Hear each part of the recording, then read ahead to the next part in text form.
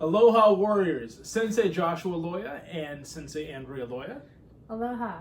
From Guardian Quest Martial Arts and Blind Community Martial Arts. Today, as we continue through the two-hand series that is part of Guardian Kempo Kajuko Do, also known as GKKD, as well as Guardian Karate and the foundational stuff you'll learn as you keep walking the path, I'm going to show you a basic headlock escape.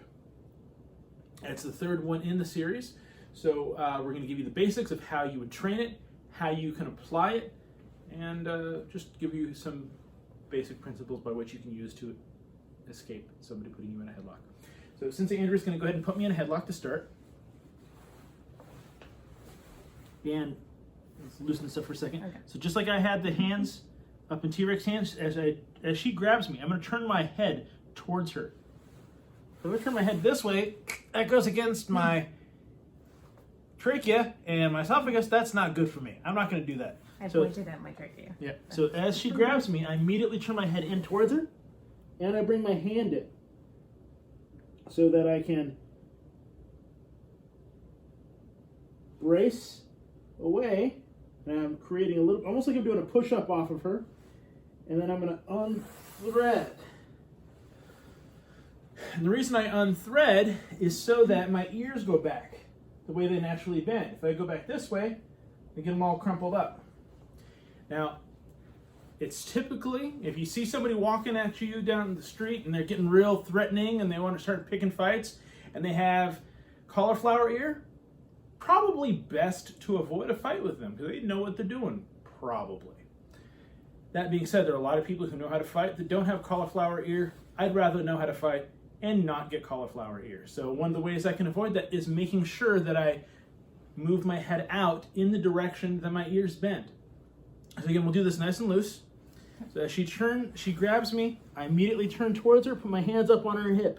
As soon as I notice that that's there, I'm gonna brace away, and then I'm gonna unthread and step back. Now, as soon as I notice that she's going to do this, so she'll go ahead and start the headlock. Now, the headbutting of the side is optional, but the point is, if in a real life situation, you absolutely want to get out of the headlock as soon as you realize that it's happening. That being said, if you only practice, and we'll do this without the headbutt, if you only do it this way, right? That works if it only gets to that point. But if that's all you've practiced and she gets to this point and she really squeezes it tight, and I'm like, oh no, what do I do? I don't know how to get out of this. So it's important to be able to practice doing the escape even from when it's tight. So again, I brace away and unthread. Now, Sensei Andrea, go ahead and put me in the tightest headlock you can. Okay. That's quite an ask, by the way, because she's been training for a long time. And right now, that's uncomfortable in my jaw. I'm going to brace away. And I'm still get out. Now, granted, I do have a little bit of an attribute advantage, but it doesn't seem like much. So again, keep those elbows in, keep those hands in. Soon as somebody grabs you in a headlock, immediately turn towards them so you can protect your neck. If I go away from her again, one more time, she does this, run across my throat. Bad news. So again, turn your chin in towards them, brace, and unthread. And that is the headlock escape in two-hand series. There are some more advanced headlock escapes if they start to hit you with the other hand and things you can do there, but this is just the basics. Any technique we teach you, the question always comes up, well, what if they do this? Well, then you do a different technique. What if they do that? What if they have 3 Uzis and they're jumping out of nowhere?